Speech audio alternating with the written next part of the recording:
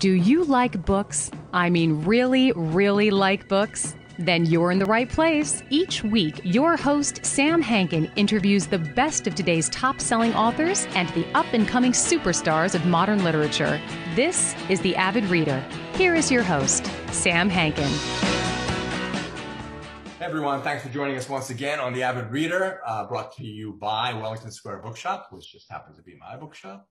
Today, our guest is Stephen Hall, author of The Raw Sharks Text, a seminal and amazing book that was released almost, 14 years ago, and published in every language in the world. It won the Somerset Maugham Award and should be, maybe, a movie soon. Stephen has written for Granta, Lonely Planet, and tons of video games. But today we'll be talking about Maxwell's Demon, Stephen's new book, which is being released on April 6th in the US by Grove. So here's why you shouldn't read reviews, or maybe you should. First, Stephen is a postmodern author. I have no idea what that means. Second, this book has been compared to Raymond Chandler, Dan Brown, Albert Einstein, Christopher Nolan, Jorge Luis Borges, Thomas Pynchon, Mark Daniel Lewinsky, the Kabbalah for God's sake, literally, David Mitchell, and if you dump Raw Shark Text in there, you can add Alice in Wonderland, The Hunting of the Snark, Jaws, The Matrix, Memento, Harry Potter, Haruki Murakami, Paul Auster, Stephen King, Carl Jung, a hyperventilating James Joyce. I thought he was just going blind. Herman Melville, Michael Crichton, Douglas Adams, Philip K. Dick, Steve Erickson, Ursula Le Guin, Beckett, Kafka, Jonathan Serafort, Italo Calvino, Peter Benchley, Mary Shelley, Sigmund Freud, Hegel, Jonathan Lethem, Moby Dick, The Wizard of Oz, and I may have said it before, Chuck Palahniuk. And apparently, they always say meet. So apparently he's met all of these people. And then I was thinking, maybe he's written his own reviews because that would really be postmodern. So in any event, let's meet Stephen as well as Stanley Black and Thomas Quinn and his dad and the little black ball and Imogen, who I really liked a lot. So thanks, Stephen, so much for joining us today. It's a pleasure to have you. Oh, thank you for having me. That's a lot of people to be compared to, right? I know. There's so many, it's basically like saying, this is a book. Well, yes, that's pretty much what this is. It's a book. So, because I own a bookshop and because people love covers, do you have your book with you right there? I do. Because I had a proof. I didn't have the cover. There we go. There's the cover. And did you come up with it? Did you vet it? Did someone... Didn't. I came up with a version of the Rorschach cover, but my UK publishers sent me that cover. Was the very first thing they sent, and it was like, yeah, it's great. I love it. Let's do that. I know. I like it. Yeah. I've said this in every interview, but as many people as say you can't judge a book by its cover, every single person that comes to my bookstore judges the book by its cover, which is why publishers do it instead of the authors.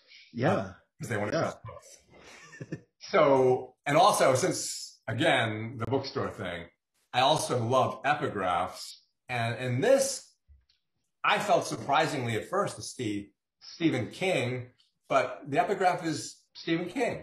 And basically it's saying we don't really exist. But how long did you, I always assume the authors think about these epigraphs for a long time. I don't know whether you did or not. Yeah, well, it's not so much think about for a long time as just kind of trawling for a long time while you're writing and reading and looking at things, and every so often coming across something that you think that says something so succinctly and so beautifully. I need to keep hold of that and make a note of it. And I just thought that that line from Stephen King was just so beautiful and felt so very true emotionally, and yet was so strange and slightly ungraspable. It was just a beautiful piece of writing, and I thought, that should go at the front. Yeah, it really is, and it really does go along with the book. And then this is your fault, but the title is the title. So I have to ask you, like everyone asks you, and I've researched it too, who is he or she Maxwell's Demon? What does she do, and how did she come about? You might as well get so Maxwell's Demon is a thought experiment tied up with the second law of thermodynamics, which basically boils down to everything falls apart. And it's a very simple thought experiment that shows that in the right conditions, with somebody there to watch who knows what they're doing, you can make the universe more tidy, reduce entropy, stop things falling apart, and technically reverse time without having to lift a finger.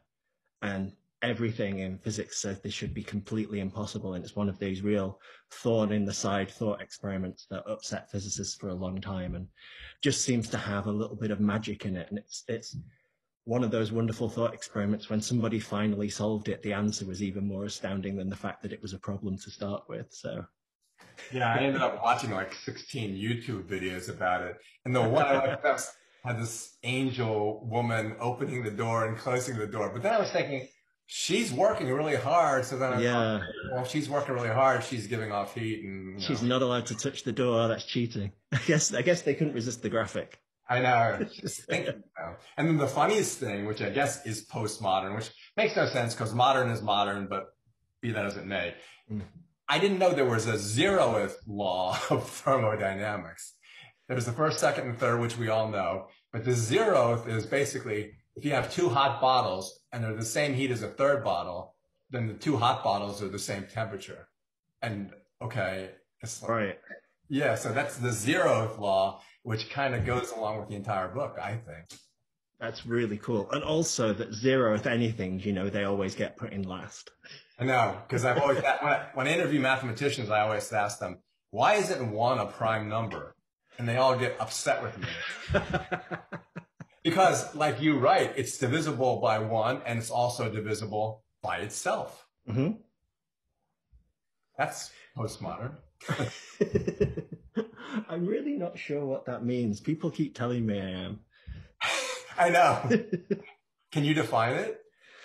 I think I understand the theory that it is writing which is concerned with foregrounding itself as writing and reminding you as the reader at all time that you're reading something that isn't real, often to the expense of story or character or narrative.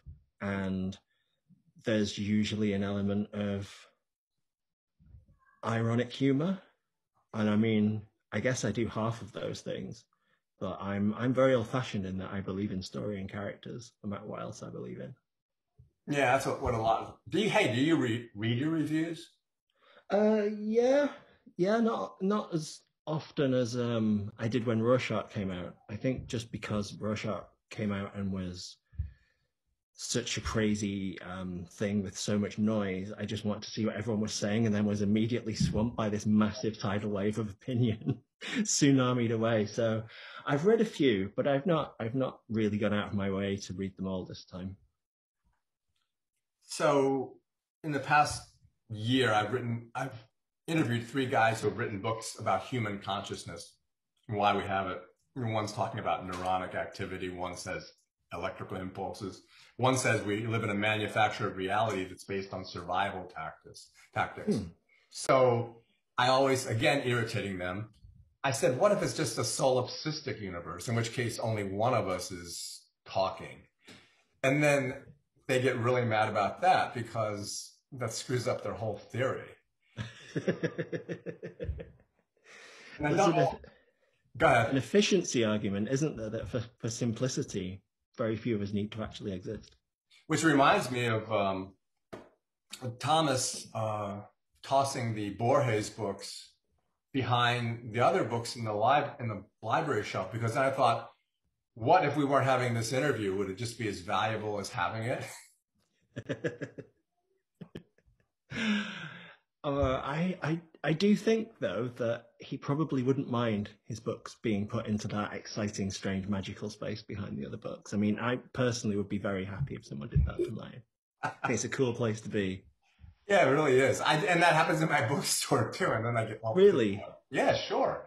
Because people just, they put books back and it just falls behind. Because I always put them back on the top because I'm too lazy or I don't want to have to order.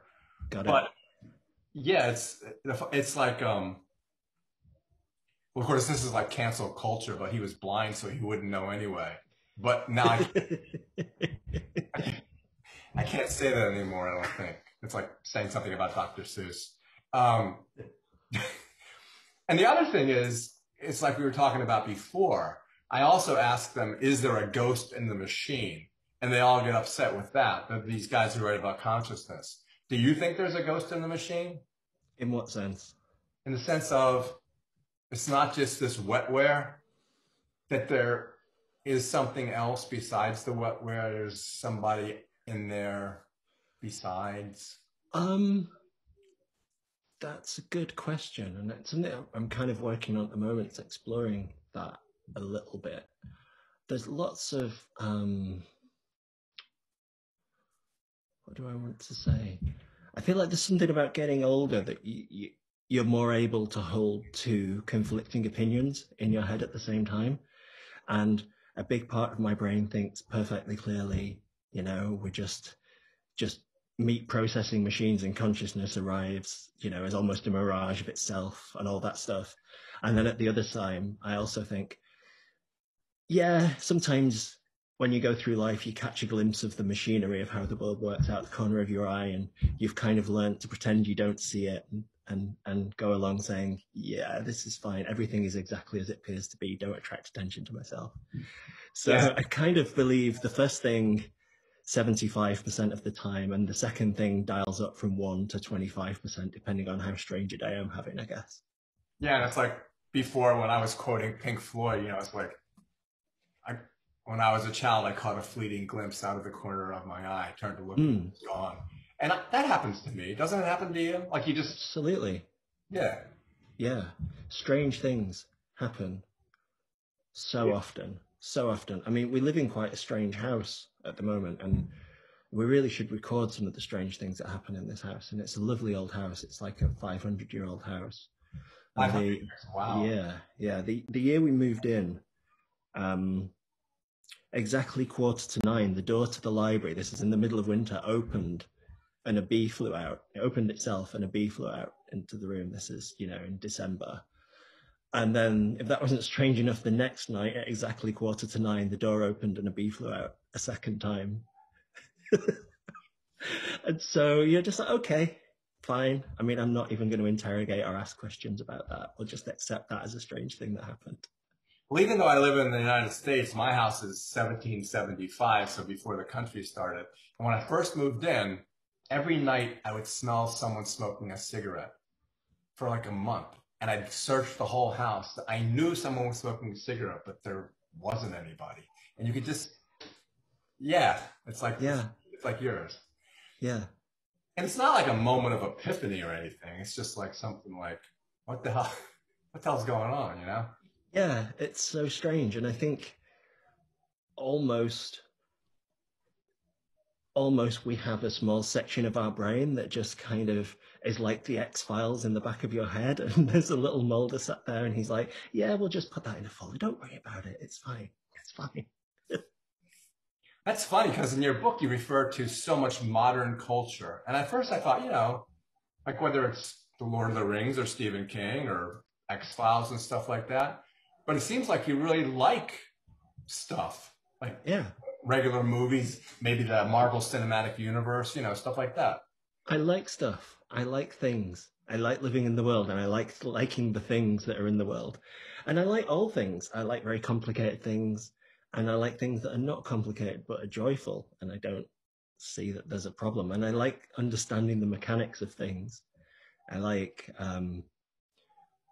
me and my wife sit on the TV and just kind of try and work out what's going to happen. You know, we're really bad for starting like long crime shows and trying to work out in the first episode who did it, and then checking Wikipedia to make sure we're right and saving ourselves 20 hours. That makes my partner so upset because if we watch the first episode, like Agent Carter, I read Wikipedia of each episode, and then I just kind of drop. I said, "Wait, do you see what happens to this guy?" And it drives her crazy. But then, you know, okay, you like working out the mechanics of things, and then you write novels that are like, what the hell is going on here?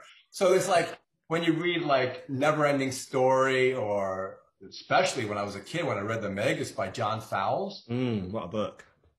And I'm going, or Sophie's World. Mm-hmm. And I'm always thinking, wait a minute, I'm reading a novel about a novel that's about a novel. And then I always thought, wait a minute, am I writing this novel? And is someone writing the novel that I'm writing? Yeah, yeah. Well, there's that theory, isn't there, that it's stated, how is it, that only one of these things can be true. Either A, our society will never evolve to the point where we can create a simulation of the universe that's impossible to tell from the real thing, or B, we are living in a simulation of the universe. Right, it's like a Turing machine, because it would take up the entire universe to... Well, the idea is that if anyone could make a simulation that was as detailed as the universe, they wouldn't just run one, they'd run millions and millions. And so the chance of you being in the real original one becomes like winning the lottery. I know. And that's becoming more and more accepted, you know, because you see it everywhere, right? Everyone's writing about it. Like the idea of a froth and a multiverse and all that. It's almost it's given now. Yeah. I saw a headline for a science article that said that all matter is actually a hologram projected from the edge of the known universe. And I thought, yeah, probably, you know, put it in the box with the ghost and the bee in the back of my brain and just kind of quietly accept it and move forward. Yeah. When I was a kid, I used to think when I went to sleep, my mother and father took the entire universe apart because they didn't need it. And then when they put it back together before I woke up. That's amazing. Wow. And That's so cool. I know. I wish I could write, because if I could write that. Well, you can write that story. That's great. Isn't it? I mean, I kind of vaguely remember, you know, the things I thought before I understood how things really work. Like thinking that spider webs were unfinished spiders and you had to knock them down before they finished drawing together to make a spider. That's a good one too. Yeah. And the thing is, it makes sense. Yeah. It's like, it is like entropy. Why should they waste all the energy of the universe while I'm sleeping and don't need it? Yeah. Yeah, just draw the curtain. Close that down, shut it down until you wake up. But, you know, it's funny because like postmodernism and the fourth wall, they say, and you know, you're kind of hung up on Ahab and Melville in the book. And they say I interviewed a guy who wrote a book called Why Read Moby Dick. He was a little obsessed. He said you can predict everything that ever happened, like Nostradamus, everything that will ever happen. I said you can predict the presidency of Donald Trump. And he goes, yes, of course. And wow. He said, I mean, I like that book, but that seems a bit strong. Yeah, he was nuts. I hope he's not. But he said that Melville broke down the fourth wall one point in Moby Dick where he was looking out the window to the sea, and he said something that you could tell he was writing a book. But it's like when Thomas says, it took me 48 minutes to write from here to here. What am I supposed to think about that? I mean, what am I supposed to think about that? And why'd you put it in there? A lot of the book is concerned with the tricks that stories pull. I like thinking about the tricks of storytelling, almost like magic tricks. There are things happening that you don't notice are happening. And it's kind of interesting in a sort of Penn and Teller way to play with that and to put that front and center. Also, I think it's kind of fascinating that when you read a book, it seems so obvious the speed you're supposed to read it. I mean, not always. I mean, well, yeah, maybe, you know, some pages are made to be read slowly. You look at a complex page and you think, okay, I'm supposed to take my time here. But usually the rhythm and the structure of the prose is kind of flowing at a certain rhythm that, you know, you're kind of being carried along by it. And it's just really easy to think, oh, it's me and the author moving along at this speed. But actually, it's sort of a trick. It's the author is, you know, aging much more rapidly than you are to construct the thing that you're moving through quite quickly. And they just, you know, along with ideas of cause and effect and entropy, you know, it seemed like another instance of how time works strangely around books. And, you know, there is no time in books other than the time we bring to it. Yeah, but then you say, and this got to me because I'm old. So it says, you know, you're reading from left to right. So as you're reading, you're disintegrating. You know, as you're reading, time is going by. And the same idea in your book is that any change, you know, like the third law, when everything reaches absolute zero, there's no time because everything's stuck. Yeah. And there's no change, which I've always believed too. But I like the idea of reading left to right, but then I thought about, because you probably read a ton of Japanese anime stuff and then you read the other way. I think as long as the machine of the book is consistent, the experience is kind of the same. But I do feel like there is a sort of time travel, and I think I do mention that in the book, that picking up a book you've not read for years does put you in touch with an old version of yourself. It's almost like a strange, haunting feeling of being where you were the last time you read that passage. And it doesn't always happen, but sometimes it can hit you quite hard. And I think it's because only you're experiencing time, but the book's tricking you into thinking that time is passing in the story, and of course it isn't.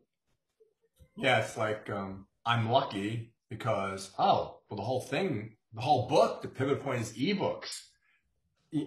I didn't even think of that. Yeah, it's ebooks, and that's ebooks presage Armageddon.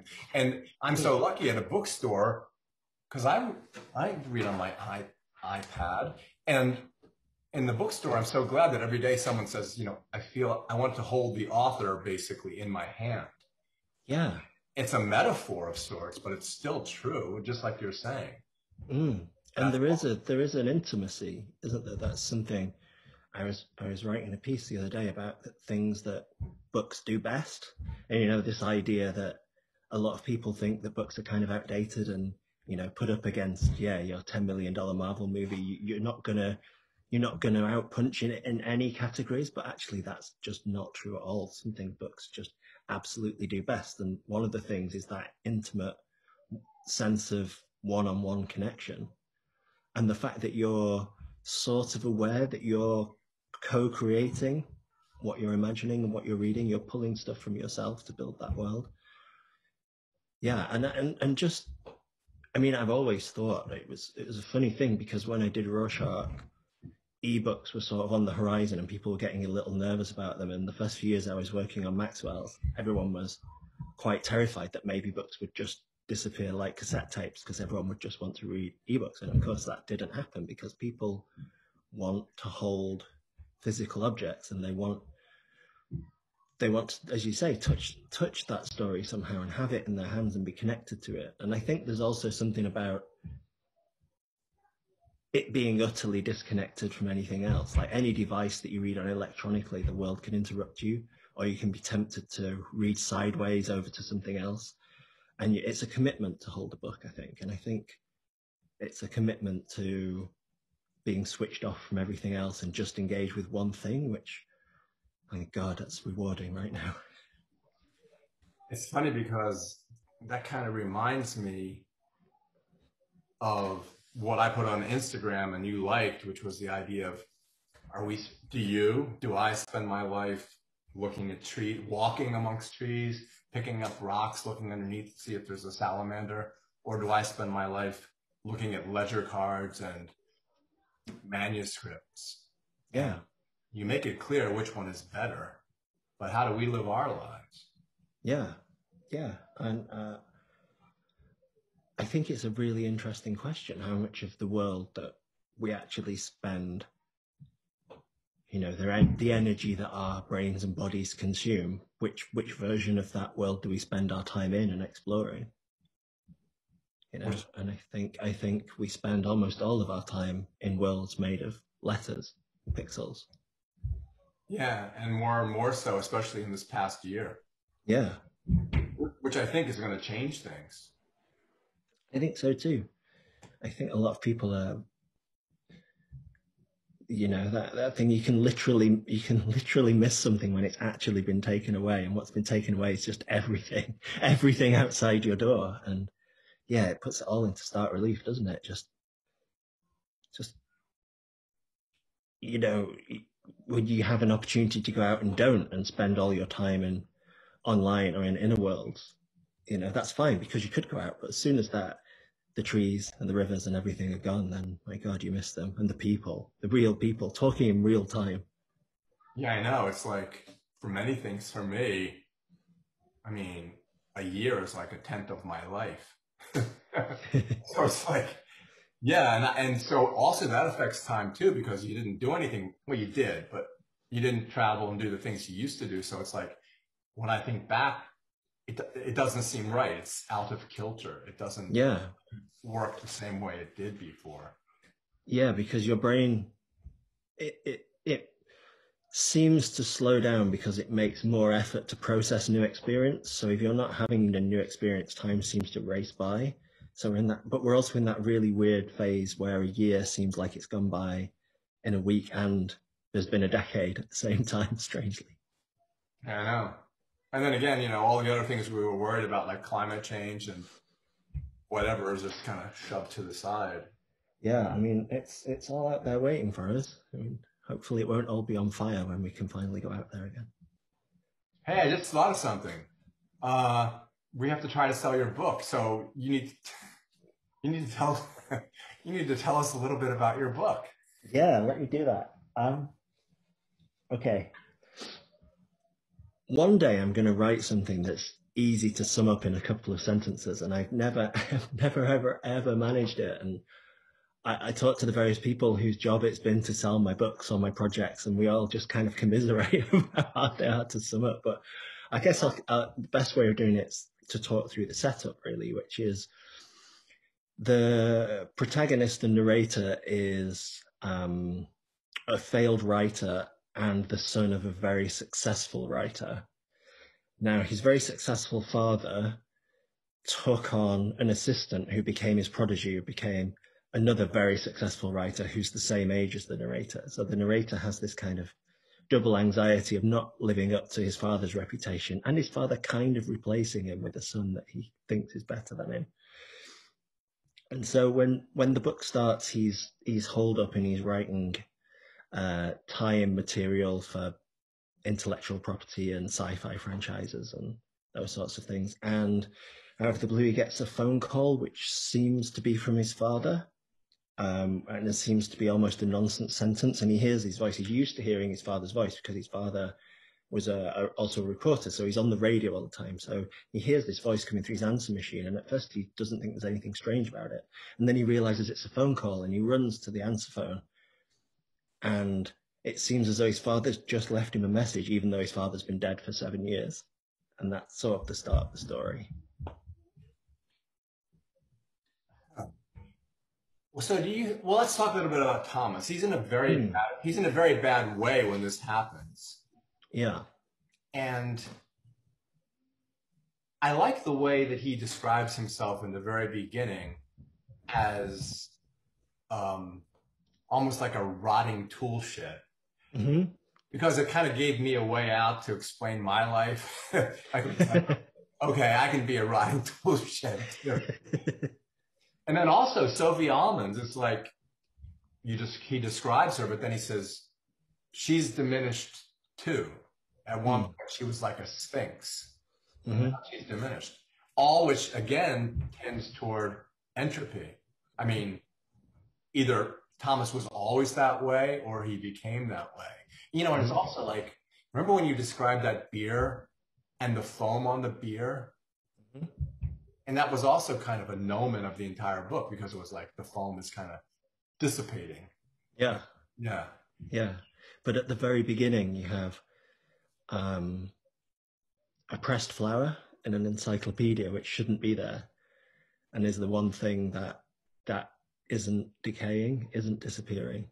And so everything else we see in the first chunk of the book is heavily affected by entropy, and yet this flower somehow exists, and Thomas really didn't know his mum pressed it before she died. And so there's this idea, and he's kind of drawn also to this idea that maybe there is a little bit of wiggle room and a little bit of magic in that entropy and decay and time is really only driven by probability.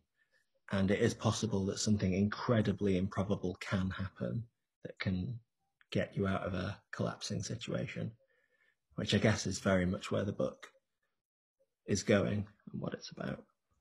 Yeah, and also his library, he's very conscious of the way his books are arranged in his library, and he's also conscious of Stanley's first book, and that when he knocks Borges' books behind, because he's leaving a space for the second book. Mm-hmm. Funny, because then I thought of Borges, and I remembered something. And he said if he were asked to name the chief event of his life, he would say it was his father's library. Wow. I know. Isn't that wonderful? Yeah. And if you think about it, you know, it's funny because I used to do other things, practice law, build houses and stuff. And then when I had the bookshop starting, sometimes I would think, you know what? I did all this stuff and now I'm just like a shopkeeper. And I used to denigrate myself for that. But then I realized, what really better could you do? You know? Yeah. Stories are the most important thing, I think. And because they're there's so many different things, but they're routes to think your way out of situations, into other situations, imagine other ways of being. I mean, I've done some reading about why we're drawn to stories and, you know, how our brain works to reward us when we're listening to a story. And it's all to do with, you know, early man, somebody's telling you a story about almost being killed by a bear and they didn't quite die, then that's very exciting to you. And there's a strong evolutionary reason why you should want to prick up your ears and pay attention to how this guy managed to not get eaten by the bear. And that's kind of the root of why we're drawn to stories. And it's very basic, like ancient level. It's about learning and it's about putting yourself in other people's situations so you can manage your own life differently. So it's vital, really. Yeah, well, I guess it's like the explanation of the universe where it's tortoises all the way down. It's I guess it's stories all the way down. Yeah. And without wanting to spoil the book, I mean, that's kind of the direction it starts heading in. Yeah, I always tend to go towards spoilers, so you just have to stop me. Because no, that's fine. Yeah, that one's not bad. Yeah, that would be interesting to say, okay, what could you say that would spoil this book? Not spoil it, but that would give away an aspect of it. It would be kind of hard to do that, wouldn't it? Well, I think there are a couple of things. There are a couple of reveals in the last, I guess, 4 or 5 chapters that it's better if you don't know they're coming, I think. But then also there's a lot of stuff in the early chapters that's specifically there for once you do know they were coming. If you go back and read it again, things don't happen quite the way you think they do. And I like the way that sort of good stuff. I like the way that Stanley's character and Thomas's kind of acquaintance, semi-sidekick at the end. He's such a nice guy, you know, the cop. And, you know, he's like, when he calls him chief. Yeah. It's almost like some kind of old, I don't know, Dick Tracy or some type of detective story where the guy has this constant helper by his side. Yeah. And I like that. I liked one of the things I wanted to try and do was to try and find a way that you could do a mystery and a kind of a whodunit, which is really what it is, even though there isn't a murder, but that would, as you were going along, kind of talk about the elements of those stories and how they work, but not in a way that would destroy the story itself. So almost the understanding those things were the clues, were the breadcrumbs the detective would be following. And so, yeah, I really like him too. I really like the policeman. And I like that at one point he explains to him what his role in the story is and why he's been included. And that isn't breaking the fourth wall. It's something that he can do within the actual story because of the situation he's in and because the guy isn't who he appears to be. Yeah. And he's still kind of, even when he's being told that he is what he is, or maybe, he still goes along with it. You know, he's still pleasant about it until one point. And we haven't talked about Imogen, if that's how am I pronouncing it right? Yeah, that's right.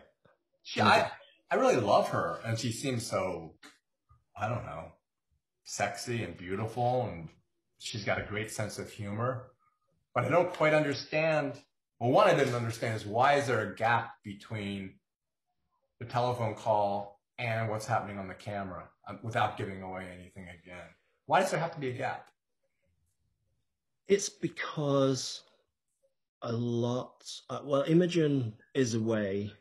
Say she's doing research on Easter Island, and part of the way they funded this research is to put up cameras so people can watch them going about doing the research.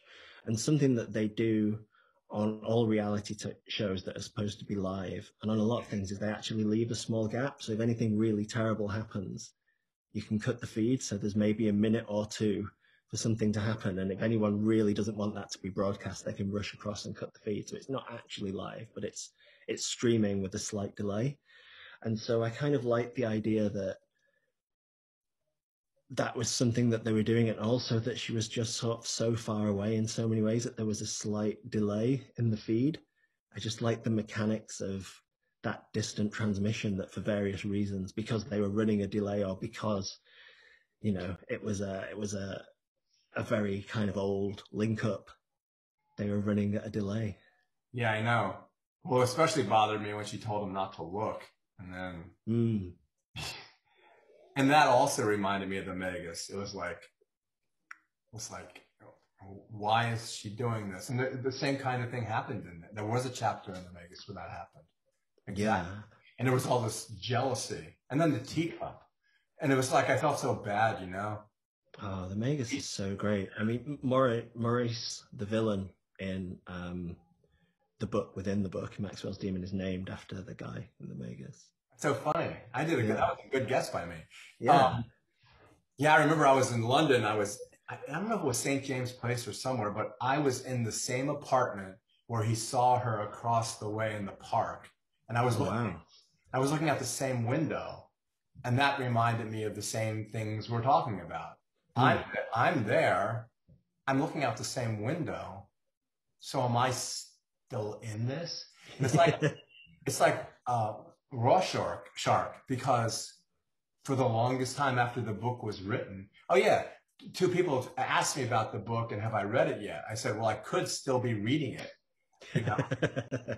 I don't know if it's finished yet. I don't know if I've read it all quite yet. No one understands it. I can't explain it to anybody. You know? Yeah. I mean, try selling it to a publisher. Yeah.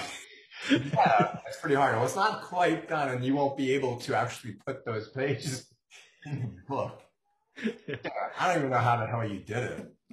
Yeah. You must have a great agent. I do. I have a fantastic agent.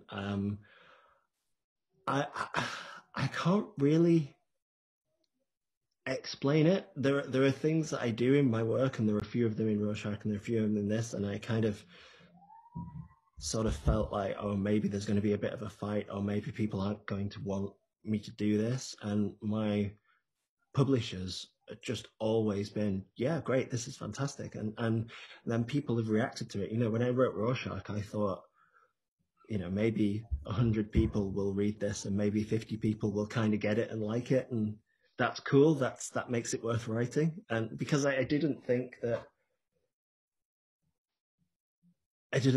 people would tune into where my brain was on it, but actually, you know, our brains are more universal, I think.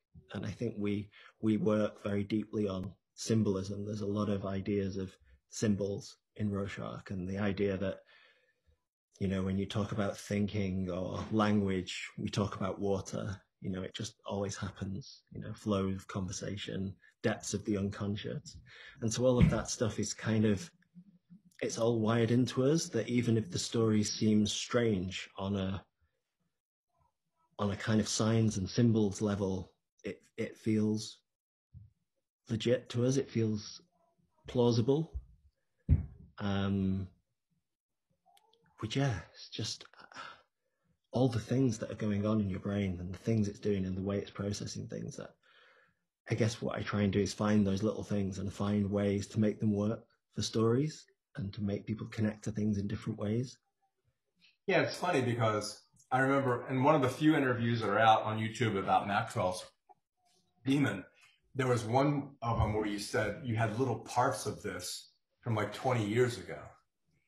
And I'm thinking, so what did you do? You just like, did you hear someone talking? Did you and just like you were talking about now, it popped up? Yeah. Like a paragraph. They're just collecting things. Like we talked about with the Stephen King line, and just collecting things, ideas, things that seem like they fit together. You know, things that feel like they're going in the same direction, even if it's only a feeling that they're going in the same direction. And if you look at them objectively, they're quite different, but somehow they feel connected. Just experimenting with putting those things together and seeing how they feel. And because I think we read so emotionally as well as intellectually, you know, and I think you can do a lot of interesting things with the feeling of connectedness. It's funny because like now, like you were talking about with Wikipedia and looking up the episodes, now you have the ability, if you have a thought, like I did, I can go down the rabbit hole and this whole of thermodynamics. I can go on forever. Yeah. Well, we didn't have it before. I'd have to go to the encyclopedia and spend time looking at it. Now it literally takes a second. Yeah, and even if you had, you know, a 24-book encyclopedia, you'd maybe get 6 paragraphs if you were lucky, or 3 paragraphs. Yeah. And so I did the same thing with Borges because I love him and the library. And so I started looking up stuff. So when I was thinking about that one quote, I looked up another one, and this is like what we've been talking about with regard to words. So he wasn't sure at the end whether there was going to be an afterlife or not, but it was like Pascal's wager. He figured you might as well believe it because there's no downside. Yeah. So he called both a priest and a minister to come in and just talk with him. And then when they gave his, the minister said, "It is not man who discovers the word. It is not man who discovers the word. The word comes to him." And I thought, yeah, that's just like what you said. It's like what the book is about. Yeah. Yeah. No, and it's fascinating, isn't it? And all of that stuff about scriptures and the way that God creates and all those things that are in the book are all, you know, I kind of approached it with an idea of the type of story I wanted to tell and the world I wanted to create. And I thought, I'm going to have to do a little bit of building behind the scenes here. I'm going to build these links between things that I know don't exist, but I'm going to build this scaffolding that makes this story, you know, work and build these kind of these ideas. And the crazy thing was, you know, I went down, like I say, in a Google rabbit hole, and they were all already there. And not only were they already there, but there were so many more of them, and they were so more blatant than I thought. It's like, oh my goodness, you know, all the stuff about angels and God changing people's identities by taking letters out of their names and moving them around. It's like, it's just all there. I know. And Moses and the basket of bulrushes, which actually would have been papyrus. You know, the story is literally saying this guy is coming down to you in a basket of papyrus, this story. I like that. It's like, it's all just there, and it's fascinating. And so, yeah, I'm just a magpie, I guess. These things fascinate me. And when I've collected a weight of them and it feels like that there's a story that I want to tell that kind of is connected to them, then that's how So when I got bar mitzvahed, our congregation was somewhat conservative. So you get to pick your Haftorah portion. So I went to, I wanted to get everyone upset. So I went to Ezekiel, and my Haftorah portion was about all these angels that had the arms and eyes and his wheels and no one was really pleased with it. But there's nothing they could do about it because it's from the Bible, right? It's like Song of Solomon. You know, there's a lot of semi-pornographic, but it's in the Bible, so you can get away with it. Yeah, yeah. There are so many strange things in there, or that were in there at one time or another and have been taken out for various reasons. And the interesting thing is the stuff that's in there that talks against stuff that isn't in there anymore. Yeah. Yeah. Well, actually, that brings us to there. Why don't you talk about the two works? I mean, well, the Book of Works and the Book of Words, and then the what do you call it at Christmas time? The Creche and the ox and all that. Yeah. Yes. So the idea is that there's this in the Middle Ages, there was an idea that God created 2 books, and there was the Book of Words, which was the Bible, and the Book of Works, which was creation, and that you really could study either one and learn about the other because they were perfectly in sync with each other and perfectly balanced. And the best way to be a well-rounded scholar was to study both, because your learning of one would inform the other. So they were kind of these two halves of God's creation was the idea, which is just kind of fascinating, isn't it? That you would be reading from a text to the physical world and then back to a text and expecting and finding parallels and saying this must mean this because this is physically here, but these words say this. And also how that kind of, from that, the idea of how we treat texts grows, the idea of sacred words, and the idea that, because religious texts are made of words, that these words are beyond refute, and because these words are in these texts, that we should trust these words even when they're not in these texts, and we should kind of revere words and give them all these ideas of the power they can have. Just so interesting. I know, it's like when you first read that in the book, your first reaction is, this is impossible. This is not the way my universe runs. And then you start thinking about it and you go, well, isn't that, it's like Lilith. There's a whole bunch of stuff about Lilith, but I don't know. I don't even know if anything in the Bible is true. So how am I supposed to know whether Lilith actually existed? It's like, it's your decision, right? You leave it up to, well, okay, that's an interesting point is, I don't know, half the authors I interview, you read the book, the end is tied up, everything is explained, and the reader doesn't really have to do any work at all. But like James Joyce said, I don't ask much of my reader. I just ask that he spend the rest of his life attempting to understand my work.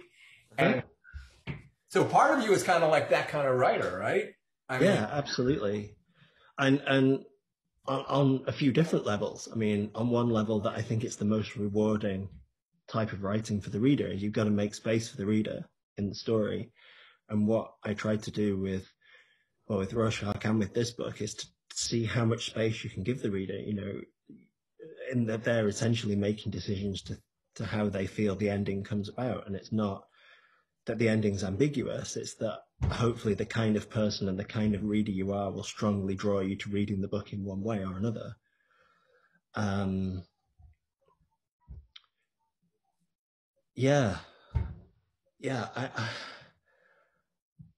The other thing is that I think a book that is all wrapped up neatly on the final page, and you never have to think about it again, is just over. You close the book and it's gone, it's out of your life. And I think, the books that stay with us and the stories that stay with us have that kind of little bit of a grit in the oyster that doesn't sit well and makes you want to go back and poke at them and see and test things and spend a little more time there. And that I try to write in Rorschach. I've said before that there are several different readings of the book, and each one has at least one thing that actively contradicts that reading. So you have to, if you want to believe this is what happens in the story, you have to live with something that's contradictory, because that's just life. And because it keeps the story alive, and it keeps that door open for you to go back into it and explore that world again and spend time there. I listened to a fascinating lecture, somebody saying that one of the things that's so wonderful about Hamlet is that it doesn't quite add up. Right. Like the timings are all off. It's like he ages in like the space of what's about 3 years or 13 years pass and they can't have done, or there's these odd time discrepancies. And the argument of the lecturer was that this sense of not quite rightness is part of what keeps the text alive, in addition to all its other brilliantnesses. But it gets under your skin, and it's an itch that something isn't quite right there, that you feel like you need to go back and look at it again. And I think the best books for me do that. And I think there's nothing sadder than really, really enjoying a book and feeling like you get to the last page and there's no space left for you in that story, that you've been kind of pushed out the door and it's been shut and locked behind you, Yeah, and it's like, but some people like it. Some people like that. They like to have a Christmas present. And that's, Yeah. yeah, we have our book clubs, which I call Fight Club. Because there's one side of the table. Well, it's like, it's not like people would expect a sequel. And it's not like, although in the old days, when you would be on a tour now, it's not like people will say, is there going to be a sequel to this? Or why was Thomas so weak in so many ways? Why did you do that? Why couldn't you have made him stronger? And they will ask those kinds of things, but it's not like that. It's what it is that after you're done, you just have to think. And okay, you can put the book away or you can keep reading it, but if you put the book away, you really can't stop, and Rorschach, that's like way out there. But this book, at least, it's discreet in the sense that it's done, I think. Who knows? So it's done, and then what you have to do is you say, am I right about this? Or is there something different that I missed? And then that's when you go back. Yeah. And I think there's a sweet spot between the dissatisfaction of an ambiguous ending where you're not offered anything satisfying and at one end of the scale, and something that's sewed up so neatly that there's really, your brain doesn't ever feel the need to think about it again. I think somewhere in between though is what, for me anyway, is the sweet spot of the story, where I feel like I'm surprised by what happened at the end, and I'm kind of rewarded and satisfied that it panned out a certain way, but at the same time, I'm not entirely sure. There's that 20%, 25% that makes me think, but hang on though, really? I know. And that's not to beat a dead horse, but with the Megas, the last paragraph, okay, there's the end of the book, but underneath it is this Latin phrase, which I've looked at and translated so many times, and being a romantic, I'm hoping that it means they'll get back together, they'll be in love, it'll be wonderful. But the other side is like, you have no idea. You just have to pick one based on what kind of person you are, right? Yeah. Yeah, absolutely. Yeah, that's bothered me all my life, actually. Well, ever since I was a teenager and read it. That's something that has really stayed with me. And not as a compliment to you, which it is that your books do the same thing. It's like, maybe it's not a compliment. It's like, what am I supposed to do now? It's like maybe you were waiting for a bus and you just missed it, Yeah. So it's not a compliment, but... But I think, from my point of view, from writing books and writing stories, what's important to me is that they manage to find a way to live and thrive in a weird sort of way. They are like children. Of course, they're not actually children, but they're something that goes into the world and you want to carry on existing. They really are a part of me. And it feels good to me that they continue to keep under people's skin. I'm sure you could write a book, and there have been books that, take the world by storm and pass in a huge wave, and everyone's done with them, they're done with them, and that's the end. But, I kind of like the idea of creating a book, spending a lot of time to create a book that's going to find a way to live and it's going to keep coming back into people's lives after they've read it. Yeah, I used to ask everybody, okay, you've written this book and it's like your child. I'm only asking you because you said it. It's like your child, and then you let your child or your firstborn, in some cases, go out into the world. Do you feel like my daughter's going away to university, so I want her to go, but I don't really want her out of my life. You know what I mean? Yeah. Yeah. And I think that's sort of what I'm saying. I feel like while the books keep living for readers, they don't go out of my life either. And it's really nice. I still get messages from people who read Rorschach 14 years ago. Like, that book I still go back and poke at it every so often. Or, I've just reread it and I've realized that a lot of what I thought isn't what I think anymore. And there's a sense of the work staying alive in that way, which, is just really rewarding for me. And Yeah. I mean, I apologize if it's just horrific for everyone who isn't me. But it does mean you're a good writer because people are remembering it. And the other thing, my ex-wife has taught school for 30 years, and she still has some of her students who write her now that are now like in their late 40s that are writing saying, you changed my life, you were the best, that kind of thing. Yeah. It really does. Yeah, and I can understand why you feel that way. It really does mean a lot. Yeah. It's not like, not that there's anything wrong. Well, there is with James Patterson or John Grisham. But you're not going to no, you're not, it's not the same kind of thing. No, and that's, like you say, that doesn't make, I don't think any sort of writing is invalid. I think, everything that exists is trying to do a thing, and is it doing the thing it's trying to do well is the question. I judge people who are dismissive of Dan Brown. Because, not people, no, that's wrong. I judge writers who are dismissive of Dan Brown because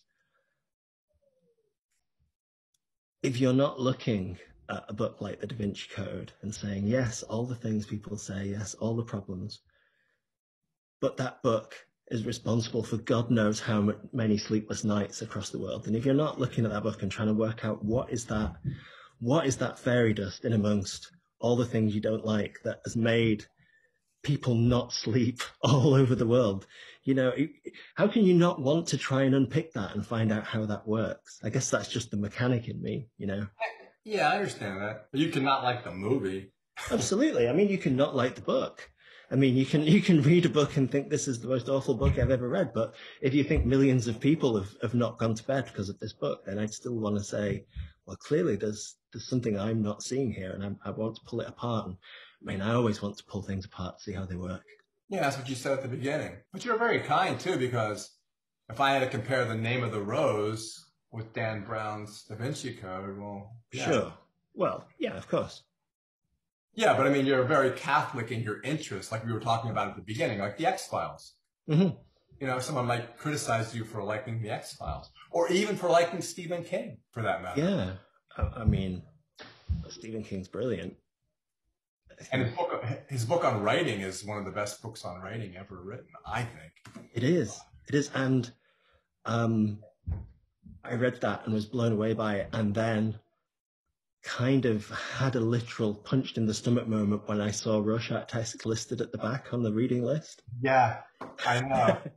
I mean, it was just wonderful for me. And I started, some of the first novels I ever read as a way too young kid with Stephen King's books, because my mum was a huge horror fan, and she was quite keen that she'd be able to read a book at lunchtime uninterrupted, so I'd get given one as well. And so, yeah, I have like big emotional reaction to those books, but I've gone back through them all recently, and God, he can put a story together, that man. There was one review of your book that said, if you don't like Thomas Pynchon or House of Leaves, you'll be irritated by this book. And I go, well, what the fuck's wrong with you? Yeah. If you don't like that, then guess what? I'm irritated by you as well. Yeah, read a Harlequin romance, then you'll feel better. I remember once I was getting on a train. I was in a newsagent's, and I flicked through a literary paper, and there was a review of Rorschach text, and it was very dismissive, saying it was meant to be very cruel, but comparing it to Doctor Who, and it made me laugh because I'd actually gone into the shop to buy Doctor Who magazine.